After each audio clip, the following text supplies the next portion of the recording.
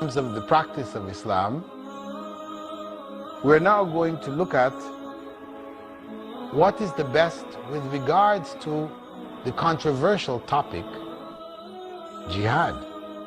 The Prophet, may God's peace and blessing be upon him, had said, as narrated by Abu Sa'id, Abu Umama, Tariq ibn Shihab, أفضل الجهاد كلمة الحق عند سلطان جائر. The best form of jihad is a truthful word in the presence of a tyrannical ruler. So this again helps to clarify the concept of jihad, as we have explained in previous episodes, that it is not simply about picking up a gun and flying a plane and dropping bombs or whatever, in war and battle. That is an aspect. It may reach that level. But jihad fundamentally is a struggle to promote what is correct, what is truthful, over what is false and incorrect. Jihad can involve writing in defense of the truth. It could involve speaking. It could involve building. It could involve so many different things that are connected with life. Jihad is a part and parcel of it, that we should never think that jihad is purely fighting, involving violence, bloodletting, destruction, etc. That may occur in some instances, etc., but that is not primarily jihad. As the Prophet, may God's peace and blessing be upon him, clarified here, that the best form of jihad is a truthful word in the presence of a tyrannical ruler. A ruler who is a tyrant. He's oppressing and hurting, harming society, and somebody stands up and speaks the truth to him, stops him in his tracks, or he's just killed simply because he spoke the truth.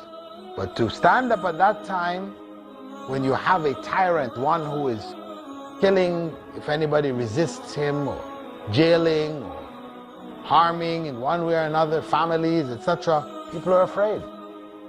For that person to stand up then, that is the best form of jihad. The truthful word. This is the words of Prophet Muhammad, peace and blessings be upon him. So we need to put this concept of jihad in its proper context. In fact, there is a narration that the Prophet told us that when the Antichrist comes, as one of the signs of the last day, when the Antichrist is forcing people to accept him as God, a young man will come and he will be called by the Antichrist, Dajjal, Masih al-Dajjal. He'll be called and told to accept him as God, and he will reject him and say, no, I know you are the false Christ, the Antichrist. So Dajjal will cut him in half, walk between his half. His body is to the right and to the left, he'll walk in between them. Then he'll turn and call the body to come back. The halves will come together, he'll come back alive again, and he will say to him, now do you accept me as God? And he will say, I am now even more certain that you are not. So Dajjal will take him, will try to cut off his head, he's not able to do so, but he grabs him and throws him into the fire that he has with him. Because Dajjal will have with him what looks like a river from paradise. Cool, sweet, fragrant, and he will have with him a river which will look like a river from hell. Lava, stinking, hot. He will take him and throw him into that lava, and he will be burnt up. That's what the people will see. The Prophet Muhammad ﷺ had said, he will be the greatest martyr that ever lived. He will be the greatest martyr that ever lived. He stood up. He made the jihad by speaking the truth before Dajjal. He could have saved himself by accepting, though he didn't believe it in his heart, accepting it outwardly. He chose not to.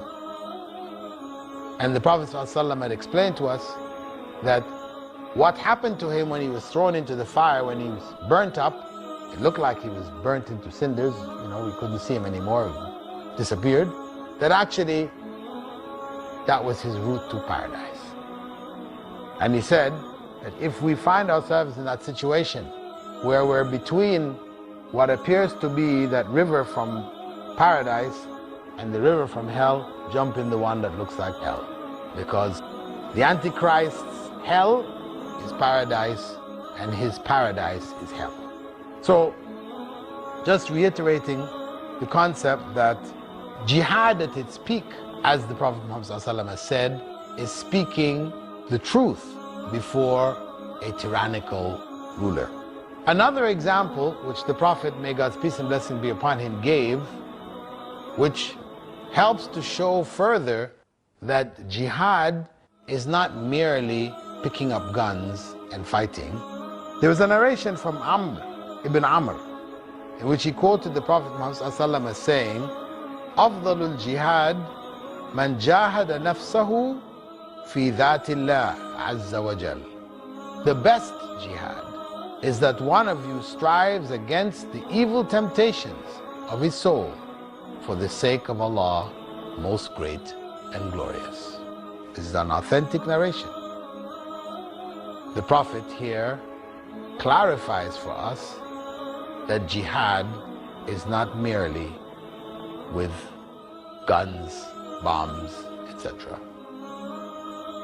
The best jihad is one who strives against the evil temptations of his own soul for the sake of Allah. Because in the end, if jihad is to uphold the truth, it is to establish what is right and prohibit or stop what is harmful and wrong, then that has to begin with the individual. Because the one on the battlefield, if he has not tackled what is wrong within himself, then on the battlefield he will commit all kinds of atrocities. And that's why it's not surprising when we find the armies supposedly to police the Muslim world and to ensure that, justice and goodness prevails. We find so many cases of members of the military being prosecuted for all kinds of atrocities. So though they went in proudly, upholding what was supposed to be a righteous cause, when they got into that society, they went wild. So many people were hurt, were harmed in the most evil of ways, because they themselves were not good people. They had not chosen the struggle and the fight because they really believed in right over wrong, etc. It was a job. You're in the military, you do whatever you're told to do, and atrocities came along with it. With that, we're going to take a break, and I will see you shortly after the break. Allahu Akbar, Allahu Akbar. Assalamu alaikum wa rahmatullahi wa barakatuh. May Allah's peace and blessings be on each and every one of you.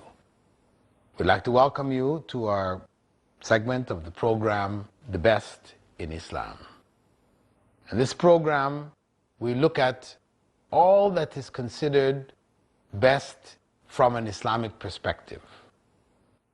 Prior to the break, we were looking at other forms of jihad, which most people are not familiar with. They think of jihad and the jihadists, as terrorists, blowing up things, blowing up people, cutting throats and all kinds of things which have been attributed to jihad, and the name jihad is used, so jihad is like a bad word.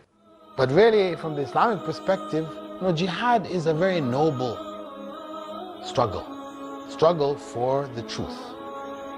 And it begins within the individual himself. So much so that the Prophet, may God's peace and blessing be upon him, had said that the greatest jihad was the struggle against the evil temptations of the soul. The Prophet also went on to define jihad in another way with regards to women. Because from the Islamic perspective, women don't fight on the battlefield in general. There were some exceptions made. But in general, women would help the sick or the wounded, etc., from a nursing type perspective, or when the people were brought home back to Medina, they were looked after, etc. Or they looked after the children and the city, When those who were engaged in struggle had to leave the city, who were the majority, because really, in the time of the Prophet, may God's peace and blessing be upon him, they didn't have a standing army. There was no army that, okay, the battle comes, send the army out. No. When the battle came, everybody went. There was no special army. Everybody fought. Who was able, every able-bodied person went out and fought. So, because of the fact that, jihad was referred to in so many different narrations as, among the greatest deeds, we have, for example, in the narration of Anas and Ibn Mas'ud, in which he quotes the Prophet ﷺ as saying that among the best of deeds is jihad fi sabilillah. So, and this is in reference to the actual fight, going out and fighting in defense of the Muslim Ummah, protecting the Muslim Ummah, protecting Islam, protecting the spread of Islam, protecting the practice of Islam, all of that, where people put their lives on the line for it. This is called jihad fi sabilillah. However, though the reward was so great, the women questioned, what about us? Aisha, radiallahu anha, wife of the Prophet ﷺ, she asked the Prophet, Ya Rasulullah, نرى الجهاد أفضل العمل أفلا نجاهد? O Messenger of Allah, we consider jihad the best of deeds, so shouldn't we make jihad? He replied, لا لكن أفضل الجهاد حج مبرور. For the women, he told them, no, you shouldn't go out to fight. Instead, the best jihad for women is the blessed Hajj. Hajjun Mabrur. So he is referring to Hajjun Mabrur as jihad for women. Because of course, when people make the pilgrimage involves struggle and strife, difficulty. For men, it is easier for them to handle that situation. For women, having children or having had children, the struggle of pilgrimage is far greater on them, far more great. So Allah, in His mercy, He designated that for the women as their jihad. That is their struggle, to make Hajj, to make a correct Hajj, not just to make any Hajj, but to make a correct Hajj. Hajj which is accepted by Allah, wherein the one who does it, all of his or her sins are erased. As the Prophet ﷺ had said, the person will return back home like a newborn child, free from sin. So, we have the Prophet, may God's peace and blessing be upon him, referring to Hajj as being jihad. So this further strengthens the argument that one should not merely use the term jihad to refer to a military struggle. I know that those who have been picture of Islam, suicide bombers, killing innocents, decapitating, raping, all these other kinds of things going on, and attributed to those who they call jihadists. This is the common image. And they don't really allow the Muslim scholarship or Muslim speakers to convey this other picture. The picture that is not jihad, what those people are doing in the name of Islam and in the name of jihad. What they're doing is not from Islam. Islam prohibits, the slaughter of prisoners. It prohibits the massacre of innocents. It prohibits raping of women, these kind of things which may go on. Islam is against all of this. This is not from Islam at all. This is not jihad. This is just war. A war over territory, seeking to control resources, to build a state for its own purposes. This is what you're dealing with. This is not jihad. And when Muslims try to explain that no, jihad is actually this other way which doesn't involve necessarily military, they say, no, they're just making up excuses. But here are the clear statements of Prophet Muhammad, may God's peace and blessing be upon him, wherein he has referred to jihad in a variety of different ways. Islamic Online University presents you with the golden opportunity to study the various branches of Islamic studies from the comforts of your home. Now, you get to study at your own time schedule and at a pace that suits you best. IOU is the brainchild of Dr. Bilal Phillips, who envisioned an institution that would offer undergraduate and postgraduate courses online and completely tuition-free. Choose from the widest range of programs that you can ever imagine. Bachelor's in Islamic Studies, Intensive Arabic Program, Global Quran Memorization Program, Bridge to Master's in Islamic Studies, Bachelor's, Certificate, and Diploma in Psychology, Education, Islamic Finance, Business Administration, and Information Technology, and the Crown, Masters in Islamic Studies. Our syllabus is based on the bachelor's degree program of Madinah University, Durman Islamic University, Al-Azhar University, and other reputable Islamic institutions. Your journey to acquire Islamic knowledge is just a click away. IOU is globally accredited. No traveling required. Save time and money. Study according to your own schedule. Assignments, tests, and exams conducted online to help you ace each course. Audit stream for those who have no time for exams. Textbooks and Islamic resources are completely free. Study under the guidance of highly qualified scholars. Enlighten yourself with the power of knowledge. Get access to live sessions, lectures, audios, and much more. Customize your own study plan and pick anywhere between 2 to 9 courses per semester. If you are looking for something even more flexible, do not despair. We have got you covered. IOU offers a completely free online diploma consisting of more than 35 courses. Say goodbye to time constraints. Join the world's first tuition-free Islamic university with a massively diverse student body from around the world.